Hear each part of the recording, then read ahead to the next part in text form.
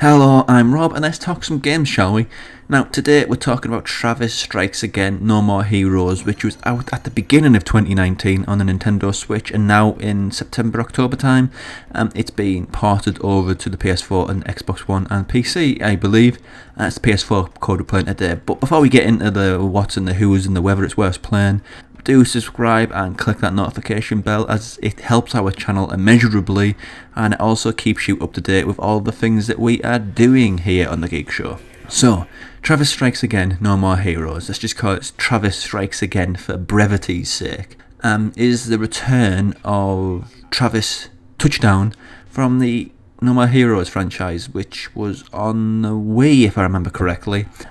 It was a Suda 51 production, and it was about, it's just kind of flamboyant, fourth wall breaking man who wanted to be the number one hitman. Even though he was a goof, even though he fought with like a lightsaber style rip-off, even though it's very, very heightened and stylized, but it was beloved enough to get 2 games, and then it went away for a while, and this is the return. And honestly, if I was expecting this, if I was expecting a third No More Heroes, I'd be more than a tad disappointed. However, I'm going to talk about something which might seem as a negative, but I'm going to spin it around as a positive here. I'm a on one day off the next day fan of Suda 51, Suda Goichi, and I think the reason for that is I don't think his games are very good. Even Killer 7, which I have an immense soft spot for, and all the games that he's done since then, I don't think any of them are particularly good. Now, what I think he's incredibly talented at is world building, aesthetics, and look. And in this, funnily enough, I mentioned Killer 7 because the design for Dan Smith, I think it was, of the Killer 7, or from Killer 7, appears in the opening segment, which you'll find in the no commentary version of our video on this game elsewhere on the channel.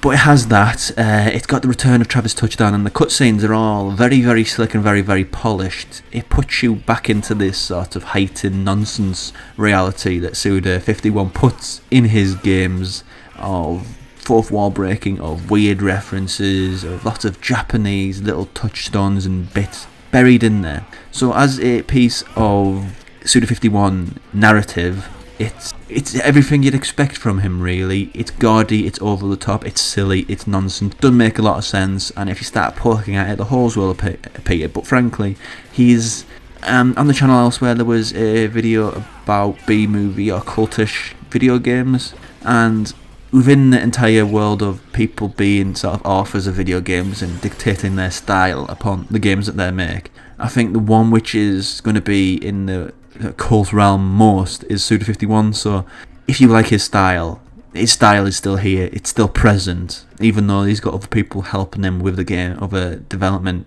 relationships in the game. So there's that aspect of it I really, really like, and I'll never back down on that, because Suda 51's just one of those wacky cats that they're not enough of in a video game world. But the game itself, bits more. The story is of a character called Badman, who apparently Travis Touchdown killed his daughter, so he's going to kill Travis because he's... Yeah, I'm not going to try and explain it. This thing is going on. One person wants to kill another, they end up teaming up and they take down the big bad. That's basically it. I'm not going to throw names because it just confuses matters. But what you get in the game after the lavish sort of 10-minute setup is you are either Travis or Badman, and you run through a series of rooms in a, let's just call it Mega Drive, Mega Genesis, whatever it was called, SNES era, where you went from one room to the other and you just killed everybody. It wasn't particularly in depth. You just press square and you do sort of soft attacks, press triangle and you do hard attacks, and there's super attacks that you got to do and save up energy for that you can't do too often. So it's very much a Mega Drive game in which you just... a Streets of Rage style game, let's just call it. A isometric Streets of Rage style thing. Or Diablo without the depth, if you want to be really harsh. But I think that's it, really. You just go from one room to the next, you kill people, there's no depth to it, there's no real challenge to it. It's not really a full price game. It doesn't really pretend to be, but the problem I have with it is it's a thing which was present in the Deadpool game. The Deadpool game was a bad game, but because it was aware of the fact that it was a bad game, does that still make it bad? I mean, a game that says it's bad and knows it's bad can't be bad, surely.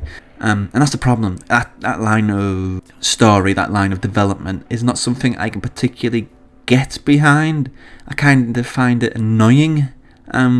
It's excusing, I'm going to call lazy because that's really hard. A lot of people work hard in this game. It's limited thinking. It's very small thinking. So it is sort of a game that you can put on for an afternoon co-op it or whatever with a friend. It's fine, especially if you are into Suda51's aesthetic. It's very much there. And I think that's the only real saving... Well, it is the saving grace. It's the best part of this game.